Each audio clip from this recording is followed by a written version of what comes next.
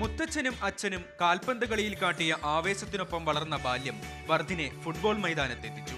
School ടീമുകൾക്ക് വേണ്ടി നടത്തിയ മികച്ച പ്രകടനം ഈ 14-കാരനെ കാലിഫോർണിയ സ്റ്റേറ്റ് ടീമിന്റെ നായക പദവിയിലേക്ക് നയിച്ചു. 2 വയസ്സായപ്പം ഞാൻ അപ്പുമായിട്ട് ബോളൊക്കെ കിക്ക് ചെയ്യായിരുന്നു. പിന്നെ 4 വയസ്സായപ്പോൾ അച്ഛൻ വിചാരിച്ചു എനിക്ക് സോക്കറൊക്കെ കളിക്കാൻ പറ്റും. അപ്പോൾ എന്നെ ഇട്ട് കമ്പാറ്റീവായിട്ട് അവിടുന്ന് ഞാൻ കളിച്ച് ഇവിടെ എത്തിയിട്ടുണ്ട്. UK-യിലെ മാഞ്ചസ്റ്റർ യുണൈറ്റഡ് അക്കാദമിയിലെ അണ്ടർ 15 ടീമിൽ അംഗമായ വർധിൻ സ്പാനിഷ്, ഡച്ച് ഫുട്ബോൾ ക്ലബ്ബുകൾക്കെതിരെ പന്തടിച്ച് മുന്നേറിയിട്ടുണ്ട്. എൻ്റെ അച്ഛനാണ് ഭയങ്കര ഇൻഫ്ലുവൻസ് ചെയ്തത്. അച്ഛനാണ് ഞാൻ എല്ലാ ദിവസവും അവിടെ ഫീൽഡിലൊക്കെ കൊണ്ടുപോയി കിക്ക് ചെയ്യുന്നത്. ഞാൻ റൊണാൾഡോയൊക്കെ TV യിൽ കണ്ടിട്ടുള്ളൂ. അപ്പോൾ അയാളുടെ സ്കിൽസും മൂവ്സൊക്കെ ഭയങ്കര ഇഷ്ടപ്പെട്ട് ഞാൻ പഠിച്ചുകൊണ്ടിരിക്കുകയാണ്. അപ്പോൾ അതുകൊണ്ടാണ് ഞാൻ സോക്കർ ആവാൻ നോക്കുന്നത്.